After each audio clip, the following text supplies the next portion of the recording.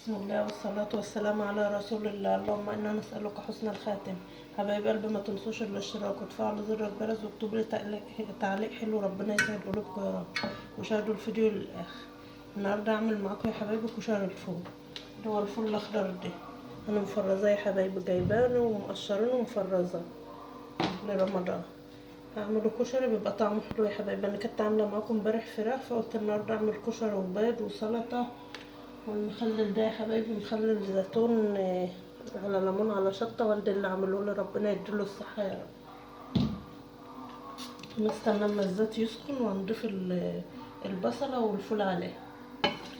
نضيف البصله قصدي الاول يا حبايبي تتقلب شويه، وبعد كده هضيف الفول. كده الزيت سخن يا حبايبي، هنضيف البصل.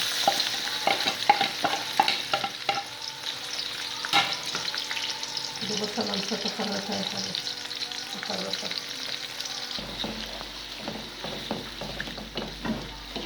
هنشوحها شويه بقى يا حبايبي ما تدبل، واجي اضيف الفول هرجع معاكم تاني.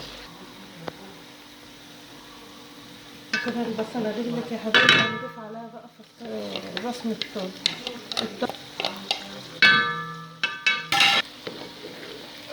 كده ضفنا الطماطم يا حبايبي، ساعة ما ريحته تطلع هنضيف الفول.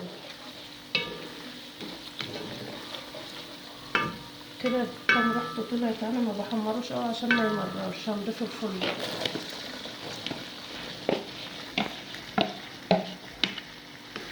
هشوحه شويه يا حبايبي وارجع معاكم تاني. كده شوحناه يا حبايبي، هنضيف عليه البهارات بقى، بابريكا وفلفل وكمون.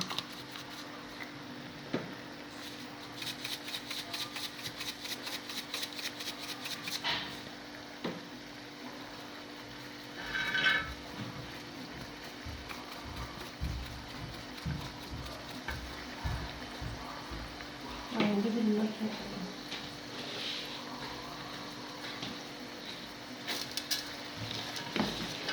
هنقلبه دقيقة واحدة، وبعد كده نضيف الطماطم ونسيبه بقى يقلب شوية، وبعد كده نضيف الرز.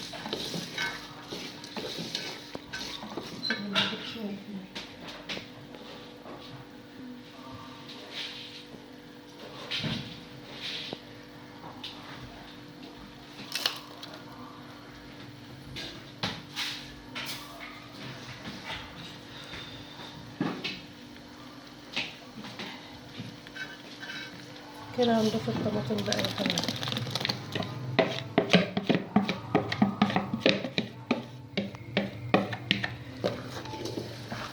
هنسيبه بقى اما يتسبك بالطماطم، وعندي شوربه من بتاع الفراخ من امبارح هزودها دي. اما يتسبك بقى ارجع معاكم تاني. جبت معاكم يا حبايبي كده الفول قلب اهو. هنضيف بقى الخضره دي، يعني دي خضره كانت عندي ودي متفرزه يا حبايبي. هنضيف بقى الخضره عليها، جربوه بالطريقه دي هتحبوه.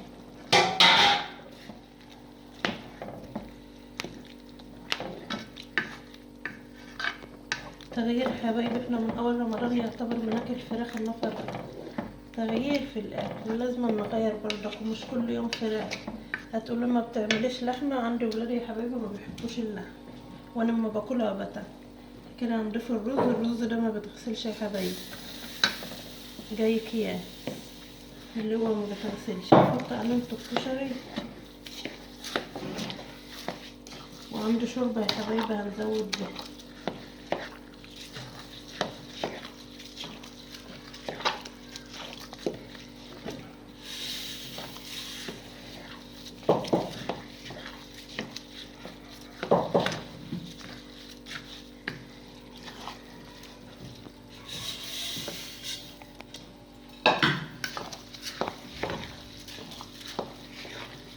في ناس بتعمله على فكرة من غير طماطم يا حبايبي، بيبقى بشوربة، بس انا قلت ان اعمل له طماطم النهارده شوية كده، ما يحبوش من غير طماطم، بس في ناس يعني بتعمل. بسم الله. وده شوربة يا حبايبي من امبارح عندي من هنا باقي الفراخ، يرحمكم الله. ده بنت اللي بتصورني يا حبايبي.